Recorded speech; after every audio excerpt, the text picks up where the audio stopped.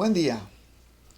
Esta es una sesión para la asignatura de temas selectos de Biología 1 que habla sobre la transmisión del impulso nervioso.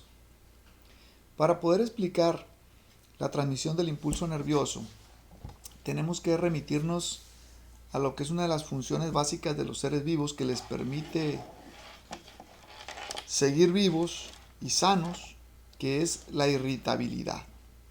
Se conoce la irritabilidad como la capacidad que tienen los seres vivos de responder a estímulos en el ambiente. Entonces, en base a lo que sienten, en base a lo que perciben, ellos actúan en consecuencia y de esa manera pueden no solamente protegerse del peligro o de las cosas que les pueden hacer daño, sino también pueden buscar las cosas que más les agradan, procurarse el sustento, el refugio o un lugar donde puedan vivir de manera más sana y asegurar su éxito reproductivo y su continuidad. Entonces, la función de la irritabilidad es mucho más compleja que simplemente sentir lo que pasa alrededor. También abarca sentir lo que pasa en el propio cuerpo del ser vivo, y eso le permite nuevamente mantener su estado de salud. Gracias a esta característica nosotros podemos saber, por ejemplo, qué estamos sintiendo en una parte extrema de nuestro cuerpo, por ejemplo, si nos lastima el calzado o si pisamos algo que nos hace daño, y también podemos percibir estímulos que nos dan información sobre lo que buscamos o lo que necesitamos para satisfacer nuestras necesidades o simplemente para estar a gusto, para estar con mayor bienestar. Vamos entonces a entrar en materia utilizando esta sucesión de imágenes donde vamos a ir analizando lo que es la irritabilidad en un primer momento, cómo se logra, y luego vamos a entrar ya directamente a cómo se transmite lo que es el impulso nervioso, que es nuestro tema central. Primero debemos de saber que la responsable o el sistema responsable de esta función biológica fundamental es, por supuesto, el sistema nervioso. Y el sistema nervioso evoluciona a partir de los organismos del reino animal, desde los primeros invertebrados, y se va haciendo más complejo hasta los organismos vertebrados, digamos, más modernos, como los mamíferos y las aves. Aquí quiero dejar claro que todos los organismos unicelulares y pluricelulares tienen una forma de ejercer la irritabilidad, ¿sí? Ya sea a través de la membrana celular en el caso de los organismos unicelulares, o en el caso de las plantas, por ejemplo, tienen también capacidad sensorial y responden a esas sensaciones, incluso a veces con un movimiento perceptible por nosotros o no perceptible por nosotros, pero reaccionan con movimiento. Entonces las plantas, los hongos, los organismos unicelulares también son capaces de ejercer la irritabilidad, pero los que lo hacen de una manera más compleja son los organismos del reino animal.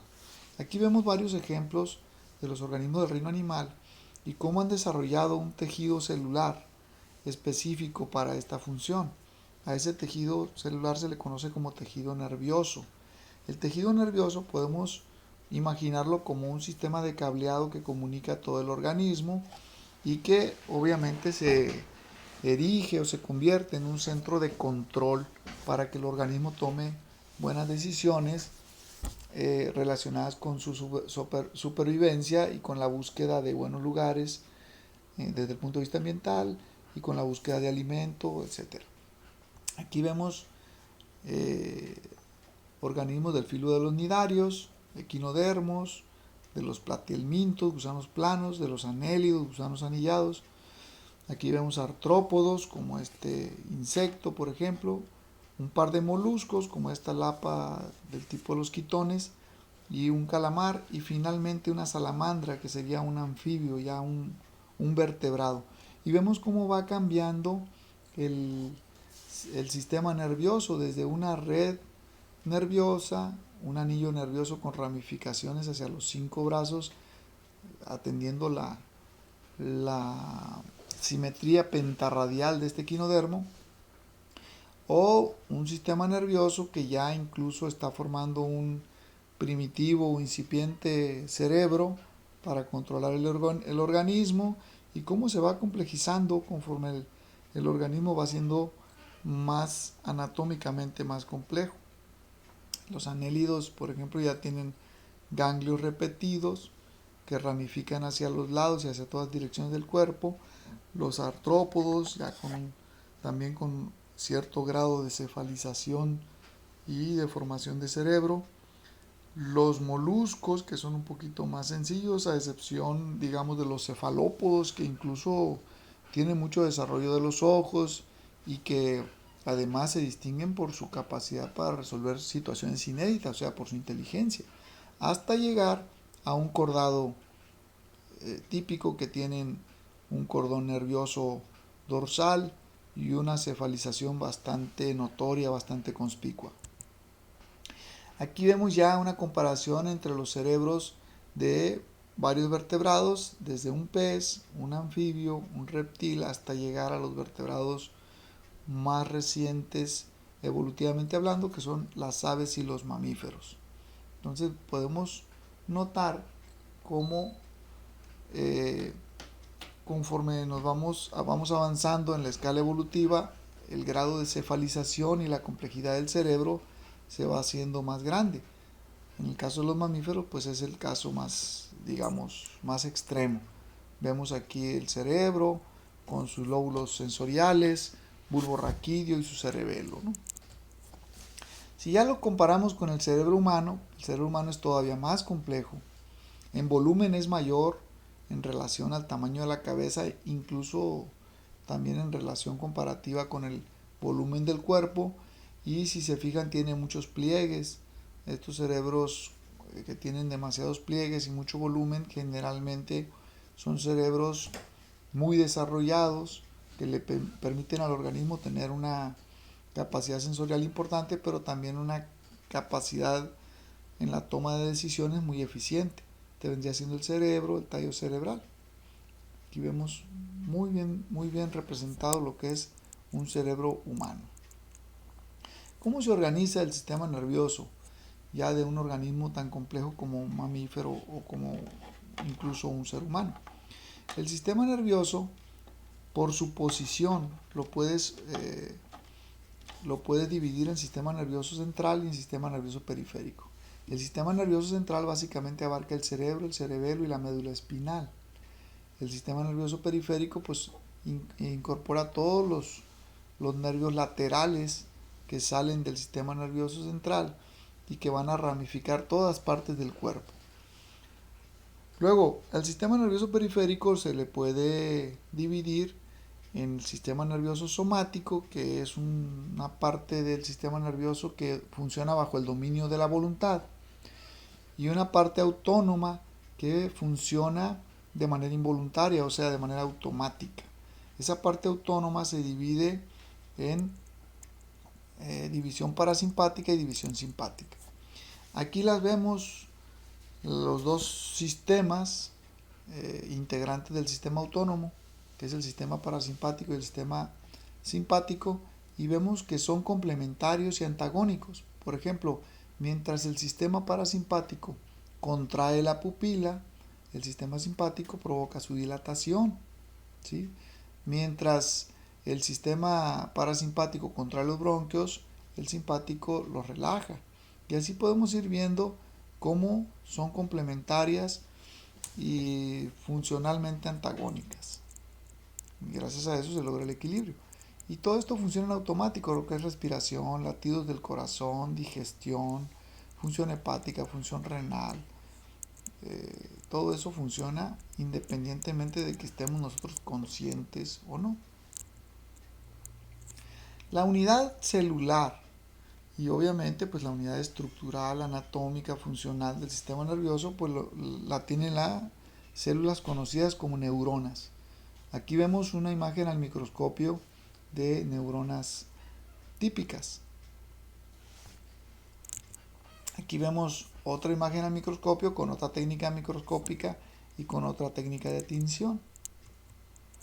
Aquí vemos una imagen que nos da una percepción tridimensional de lo que son las neuronas. Estas las neuronas, tenían las ramificaciones que obviamente están compuestas por la parte de las neuronas que se conoce como dendritas y la rama principal de las neuronas que se denomina cilindroeje o axón.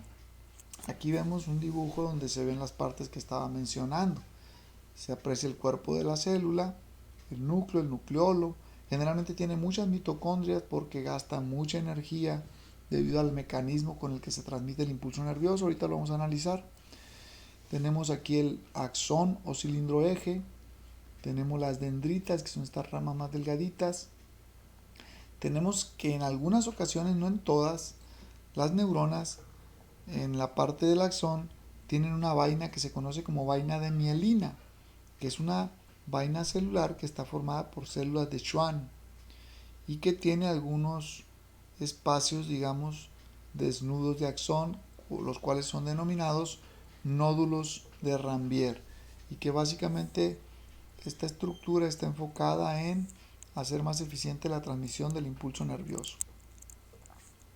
Aquí vemos un poquito más de detalle de una neurona. Se aprecia la vaina de mielina, los nódulos de Ranvier en el axón, las dendritas, y se aprecia un poquito de la estructura interna de la célula, que a final de cuentas es una célula animal típica, que incluye por retículo endoplásmico, núcleo, nucleolo, mitocondrias, ribosomas, etc. Aquí podemos apreciar cómo sucede o cómo se da físicamente el contacto neurona-neurona. A esa comunicación neurona-neurona se le conoce como sinapsis, y resulta que no están totalmente pegadas.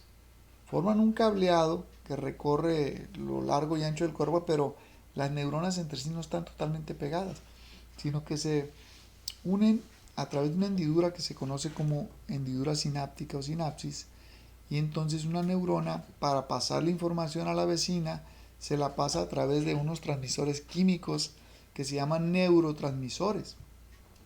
Esos neurotransmisores son emitidos por la neurona que lleva el impulso nervioso y le avisan a la neurona de enseguida que viene esa información para que continúe con la transmisión del mensaje. Para eso la neurona vecina tiene receptores que detectan los neurotransmisores y ya desatan una transmisión de un nuevo impulso nervioso para llevar la información hasta que llega al centro de control. Noten cómo la información fluye de lo que es el cuerpo celular, de las dendritas, para ser más preciso primero, y luego al cuerpo celular, y luego al axón hasta la célula de enseguida, hasta la neurona que sigue. Las neuronas tienen cableado todo el cuerpo. Aquí vemos un detalle de un corte de la piel. Y en la piel nosotros tenemos transmisores, o más bien sensores de diferente tipo. Tenemos sensores mecánicos que nos ayudan a sentir presión, a sentir dolor. Tenemos también sensores de calor que nos ayudan a sentir la temperatura de los materiales o del aire que nos rodea. Tenemos receptores tanto de calor como de frío. Incluso podemos detectar electricidad si recibimos una descarga. Toda esa información va a dar a la neurona y la neurona la conduce a través del famoso impulso nervioso del que vamos a hablar ahorita. Las neuronas funcionan en una sola dirección. Hay neuronas sensoriales aferentes, pues que llevan información detectada, y hay neuronas de reacción, neuronas eferentes, que son motoras generalmente, es decir, que provocan movimiento. O sea, si una sensación, si un estímulo nos agrada, pues nos vamos a acercar. Si un estímulo nos daña o nos desagrada o nos causa dolor, nos vamos a alejar. Y a este arco que se forma en lo que es el estímulo y la respuesta se le conoce como arco reflejo. Fíjense cómo las neuronas están inervando la piel y llevan la información hasta la columna vertebral, a la médula espinal, y de ahí salen las respuestas hacia los músculos para que nosotros podamos reaccionar con movimiento. Y aquí lo vemos en un caso típico donde hay una revisión médica, el médico está checando los reflejos, para eso estimula dando un golpecito en la rodilla, esa información va a dar a la médula y de ahí viene, gracias a la respuesta ganglionar, viene una respuesta hacia el músculo que provoca el movimiento del pie, que el pie tenga un movimiento reflejo. ¿Cómo se ha podido establecer el mecanismo de transmisión del impulso nervioso? Bueno, se ha hecho experimentalmente, conectando unos microelectrodos a las neuronas. Se ha descubierto que cuando las neuronas están en reposo, por ejemplo en la parte externa de la membrana del axón, tienen predominantemente carga positiva.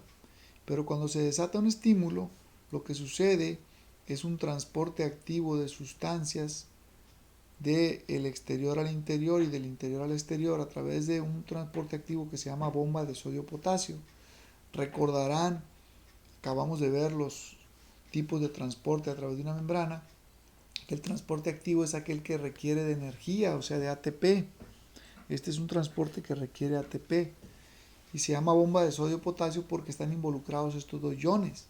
Entonces, al hacer ese transporte, gracias a la participación de proteínas y a la inversión de energía, entonces se cambia la polaridad de la membrana de positiva a negativa y esa carga negativa se va transmitiendo a lo largo del axón hasta llegar al extremo de la neurona y ahí se liberan neurotransmisores que le avisan a la neurona de enseguida lo que está pasando y esa neurona desata un nuevo estímulo que se va a transmitir a través de este impulso eléctrico. Aquí vemos cómo cómo se da de manera más detallada porque estamos viendo la estructura de la membrana celular con la doble capa de fosfolípidos y las proteínas transmembrana.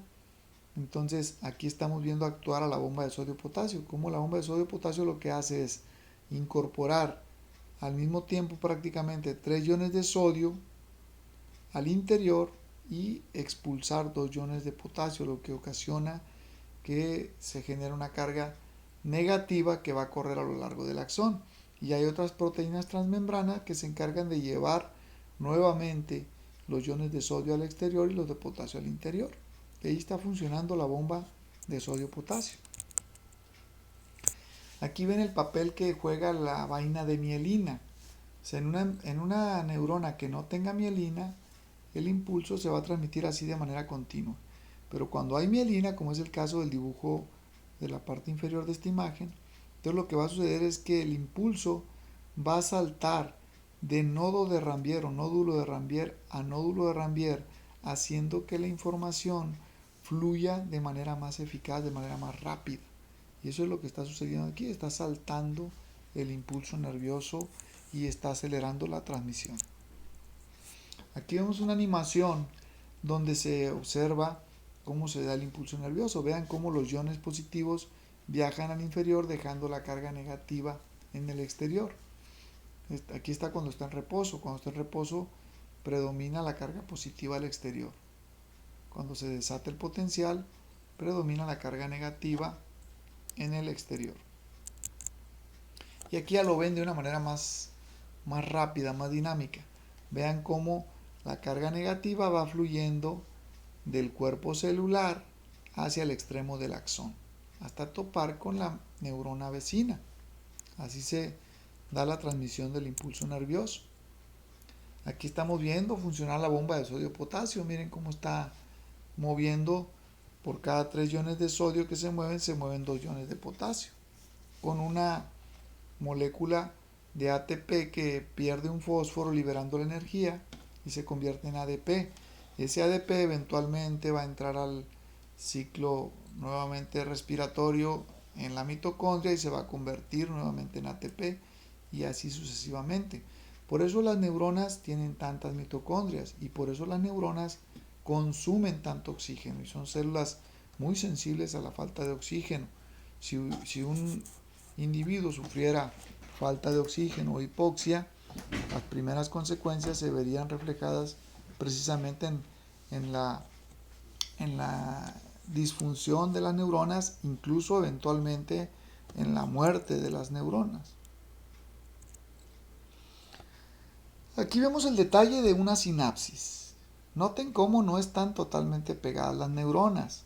Esta sería, digamos, el axón de una neurona. La neurona que está transmitiendo se le conoce como presináptica y la que está recibiendo se le conoce como postsináptica. Muchas veces se comunica el axón con alguna dendrita, pero aquí lo estamos viendo bien ampliadas gracias al microscopio. Entonces viene el estímulo y el estímulo le avisa a los neurotransmisores que se tienen que liberar. Y aquí la neurona postsináptica tiene receptores en la membrana que detectan los neurotransmisores y entonces reanudan el estímulo para que continúe la transmisión de la información. Y aquí se lo estamos mostrando de manera animada. Fíjense cómo viene el estímulo, libera los neurotransmisores, esta neurona postsináptica recibe los neurotransmisores y desata la continuidad del estímulo nervioso. Está bastante ilustrativa esta animación, por eso se las quise proyectar.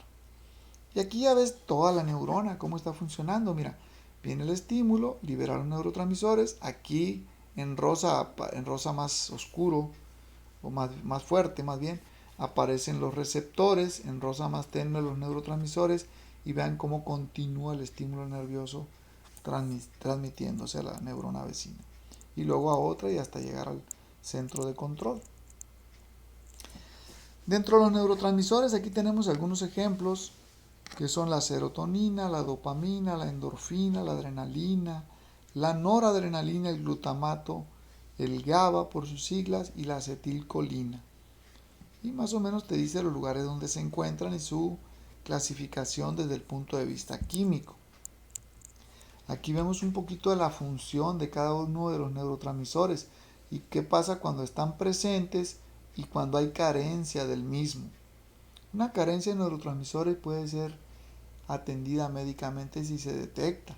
Al detectarse, entonces lo que se puede hacer es darle al paciente el neurotransmisor a través de una vía de administración. Depende de lo que el médico dictamine, lo que el médico recomiende o recete, pues. La acetilcolina, por ejemplo, tiene que ver con la memoria y la concentración. Si hubiera una carencia, pues baja la memoria. Y así va la tabla explicándose por sí sola. Mira, la adrenalina tiene que ver con estado de alerta. De hecho, es la hormona del peligro porque, digamos que nos pone en un estado de máximo funcionamiento para poder reaccionar. Y la falta de adrenalina, pues trae consigo fatiga y baja concentración. La dopamina tiene que ver con el metabolismo, tiene que ver con la sociabilidad, con el líbido, y la deficiencia de dopamina pues baja el estado emocional, deprime pues, disminuye el líbido, y está también relacionada la deficiencia de dopamina pues al abuso de algunas sustancias que afectan los neurotransmisores como las drogas, ya sea el alcohol, otro tipo de drogas también. También está asociada con la enfermedad de Parkinson. Y así podemos ir viendo una a una el papel de los neurotransmisores. Por ejemplo, la serotonina, mira, también tiene que ver con el líbido, la sociabilidad, la relajación, la paciencia, y su carencia trae depresión, ansiedad, insomnio, agresividad, disminución del líbido. ¿Qué la provoca? Las drogas, el alcohol o algunas enfermedades como la migraña, la fibromialgia, etc., ¿no? Entonces ahí tenemos cómo se transmite el impulso nervioso, ahí tenemos cómo trabaja de manera global la irritabilidad y para qué sirve. Es fundamental para que el organismo tenga continuidad, para que el organismo se mantenga sano y de esta manera asegure o garantice su éxito. A grandes rasgos, esta es la explicación acerca de la transmisión del impulso nervioso. Espero que haya quedado claro. Voy a estar al pendiente de cualquier duda que me manden a través de los mensajes, y también les pido de favor que ustedes estén al pendiente de las actividades que se les van a dejar en función de esta información. Por lo pronto es todo. Muchas gracias y